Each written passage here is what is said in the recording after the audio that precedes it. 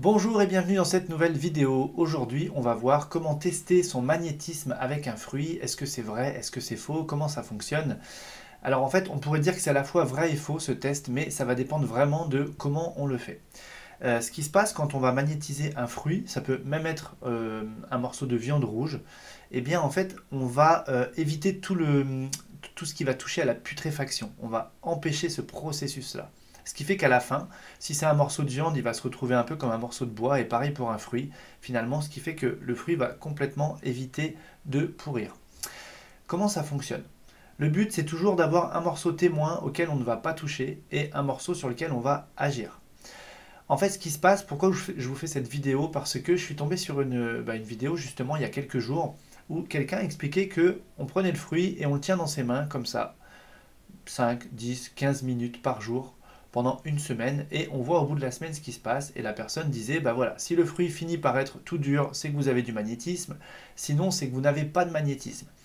Et en fait, je suis complètement pas d'accord, on va dire ça comme ça, avec ce test. Pourquoi? Parce que en fait, on va parler de magnétisme personnel. Ce qui fait qu'effectivement, il y a des personnes qui ont un fort magnétisme personnel et qui simplement en tenant le fruit vont faire qu'il va se momifier au bout d'une semaine. Ok. Et des personnes qui n'ont pas un fort magnétisme personnel, s'ils font juste ça, il ne va pas se passer grand-chose.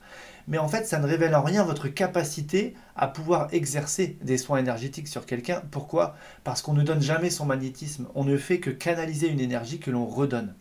Donc en fait, j'ai trouvé cette explication très incomplète et c'est pour ça que je me suis dit, on va rentrer dans le sujet et on va expliquer un petit peu plus en détail. Donc si je fais juste ce test, que je ne fais rien et que je pose les mains, ça ne sera pas significatif dans ma capacité à donner des soins. Par contre, si je fais ce test en prenant justement ce fruit entre les mains ou en le posant sur la table, en mettant les mains autour et en le magnétisant volontairement, comme si justement je canalise une énergie et que j'envoie cette énergie, là, on va parler d'autre chose. On va parler de l'énergie que je suis capable d'envoyer dans le fruit. Et ça va être complètement différent. Ce qui fait qu'une personne qui aurait pu tenir le fruit pendant 5, 10, 15 minutes par jour pendant une semaine sans obtenir de résultat, eh bien cette fois-ci, elle peut obtenir du résultat. Donc attention, comment est-ce que l'on procède avec ce test? Parce que le but, c'est pas de tester si on a du magnétisme personnel, puisque c'est pas du tout ça qui rentre en ligne de compte quand on fait un soin énergétique. Les personnes qui donnent de leur magnétisme personnel quand elles font un soin énergétique, c'est très dangereux pour ces personnes-là. Je dirais presque, c'est presque plus dangereux pour les personnes qui ont beaucoup de magnétisme parce qu'ils ne vont pas s'en rendre compte. Ils ne vont pas se rendre compte qu'ils tirent sur une réserve. Ceux qui n'en ont pas beaucoup, s'ils le font, ils vont vite s'en rendre compte parce qu'ils vont être KO tout de suite et bon, ça va être assez significatif. En revanche, une personne qui a un fort magnétisme personnel, elle va produire des résultats, mais elle a tiré sur ses réserves et l'énergie qu'elle a donnée est la sienne. Et c'est pas du tout adéquat, c'est pas adapté. Alors que simplement, on doit se brancher. Alors moi, je me branche au plan supérieur, hein, je vous ai déjà expliqué comment je fais dans une autre vidéo. Et ensuite, on laisse passer une énergie, on peut mettre des intentions, poser des intentions, et l'énergie va être adaptée à ce moment-là en fonction de l'intention qu'on aura portée justement sur cette émission d'énergie, cette transmission, on peut dire, d'énergie. Donc on peut le faire également sur un morceau de viande rouge, toujours un morceau témoin auquel on ne touche pas, et puis on va voir ce qui se passe, d'accord?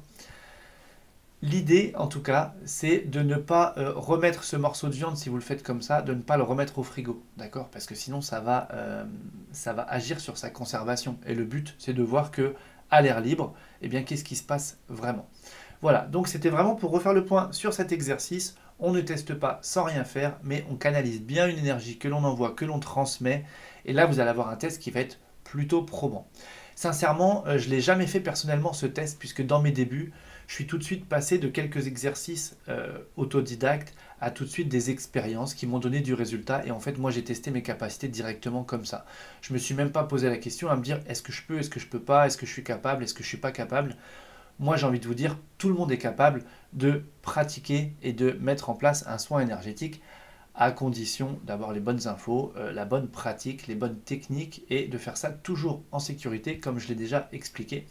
Donc finalement, je ne suis jamais passé par ça, mais je peux comprendre que certaines personnes aient envie de faire ce test. Dans ce cas-là, faites-le, mais de la manière dont je viens de vous le préciser, parce que sinon, en fait, le résultat, il y en aura un ou pas, mais en tout cas, vous ne pourrez pas l'utiliser, ce résultat, il ne sera pas significatif.